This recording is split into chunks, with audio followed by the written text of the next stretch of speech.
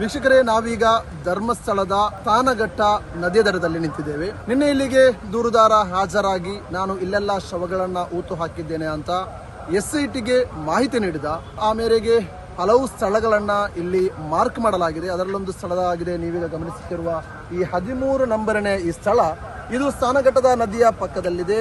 ಹಾದು ಹೋಗುವ ರಸ್ತೆಯ ಬದಿಯಲ್ಲಿಯೇ ಈ ಸ್ಥಳವನ್ನ ಮಾರ್ಕ್ ಮಾಡಲಾಗಿದೆ. ಈಗ ಪೊಲೀಸರು ಈ ಸ್ಥಳವನ್ನ ಸೀಲ್ ಮಾಡಿದ್ದಾರೆ. ಅದರ ಜೊತೆಗೆ ಇದಕ್ಕೆ ಭದ್ರತೆ ಕೂಡ ನೀಡಲಾಗ್ತಿದೆ. ಇನ್ನು ಅವರ ಮಾಹಿತಿಯ ಮೇರೆಗೆ ಪೊಲೀಸರು ಇಲ್ಲಿ ಶವಗಳು ಇವತ್ತು ಅಗೆಯುತ್ತಾರಾ ಇಲ್ವಾ ಅಂತ ಮಾಹಿತಿ ಇನ್ನೂ ಕೂಡ ನಿಖರವಾಗಿ ಬಂದಿಲ್ಲ. ಇನ್ನು ಇಲ್ಲಿ ಶವಗಳು ಇದೆಯಾ ಅಂತ ಇನ್ನಷ್ಟೇ ಪರಿಶೋಧನೆ ಬರಬೇಕಾಗಿದೆ. ಇದು ಸ್ಥಳಗಳಷ್ಟೇ ಈಗ ಮಾರ್ಕ್ ಮಾಡಲಾಗಿದೆ. ಇದು 13ನೇ ಸ್ಥಳ. ನೀವು ಕಾಣುವ ಈ ಸ್ಥಳ 13ನೇ ನಂಬರ್ನ ಸ್ಥಳವಾಗಿದೆ. ಇದು ನದಿಯ ತಟದಲ್ಲಿದೆ. ಇವತ್ತು SIT ಇಲ್ಲಿ ಅಗೆಯುತ್ತಾರಾ ಅಥವಾ ಇನ್ನೂ ಕೂಡ ಹಲವು ಸ್ಥಳಗಳನ್ನ ಪರಿಶೋಧನೆ ನಡೆಸಬೇಕಾ ಎಂಬುವ ಮಾಹಿತಿ ಇನ್ನಷ್ಟೇ ನಮಗೆ ಲಭಿಸಬೇಕಾಗಿದೆ. ಆದರೆ ದೂರುದಾರನ ಮಾಹಿತಿ ಪ್ರಕಾರ ದೂರುದಾರ ಹಲವೆಡೆ ನದಿಯ ಆ ಭಾಗದಲ್ಲೂ ಕೂಡ ದೂರುದಾರ ಒಂದು ಸ್ಥಳವನ್ನ ಸೂಚಿಸಿದ್ದ. ಅದೇ ರೀತಿ ನದಿಯ ಈ ತಟದಲ್ಲಿ ರಸ್ತೆಯ ಪಕ್ಕದಲ್ಲೂ ಕೂಡ ಒಂದು ಸ್ಥಳವನ್ನ ದೂರುದಾರ ಸೂಚಿಸಿದ್ದ. ಆ ಮೇರೆಗೆ ಇಲ್ಲಿ ಸೀಲ್ ಮಾಡಲಾಗಿದೆ. ನೀವು ಗಮನಿಸುತ್ತಿರಬಹುದು 13ನೇ ನಂಬರ್ ಇಲ್ಲಿ ಸೀಲ್ ಮಾಡಲಾಗಿದೆ. ಪೊಲೀಸರು ಇನ್ನೊಂದು ಕಡೆ SIT ತಂಡ ಈ ಪರಿಸರದಲ್ಲಿ ಮಿಸ್ಸಿಂಗ್ ಕೇಸ್ಗಳನ್ನ, ನಾಪತ್ತೆ ಪ್ರಕರಣಗಳನ್ನ, ಅದೇ ರೀತಿ ಕೊಲೆ ಪ್ರಕರಣಗಳನ್ನ ತನಿಖೆ ಮಾಡ್ತಿದ್ದಾರೆ ಅನ್ನಲಾಗ್ತಿದೆ.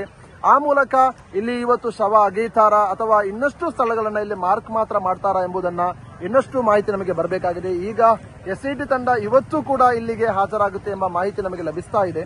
GPS ಮೂಲಕ ಇಲ್ಲಿ ಇವತ್ತು ಶವಗಳು ಇದೆಯಾ ಇಲ್ವಾ ಅಂತ ಇನ್ನಷ್ಟೇ ಅವರು ನೋಡ್ತಾರೆ ಎಂಬ ಮಾಹಿತಿ ನಮಗೆ ಈಗ ಲಭ್ಯವಾಗ್ತಿದೆ. ಅದರ ಜೊತೆಗೆ ಇವತ್ತು ಅಗೆಯುತ್ತಾರಾ ಅಥವಾ ಇನ್ನೂ ಕೂಡ ಸ್ಥಳವನ್ನ SITಗೆ ಅವನು ಸೂಚಿಸ್ತಾನ, ನಾನು ಹೂತು ಹಾಕಿದ್ದೇನೆ ಅಂತ ಇನ್ನಷ್ಟೇ ನಮಗೆ ಮಾಹಿತಿ ಬರಬೇಕಾಗಿದೆ. ಸ್ಥಳಗಳಲ್ಲಿ ಈಗ ಹಲವು ಪೊಲೀಸರು ಮತ್ತು ಕಾವಲು ಪಡೆ ಇಲ್ಲಿ ಜಮಾಯಿಸಿದ್ದಾರೆ. ಆ ಮೂಲಕ ಇದಕ್ಕೆ ಅವನು ಗೊತ್ತು ಮಾಡಿದ ಸ್ಥಳಕ್ಕೆ ಯಾರು ಪ್ರವೇಶಿಸದಂತೆ ಸೀಲ್ ಮಾಡಲಾಗಿದೆ.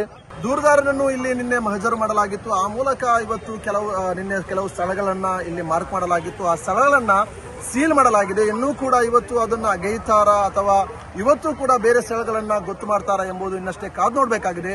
ನಿರಂತರ ಸುದ್ದಿಗಾಗಿ ನೋಡ್ತಾ ಇರಿ ಪ್ರಸ್ತುತ ನ್ಯೂಸ್.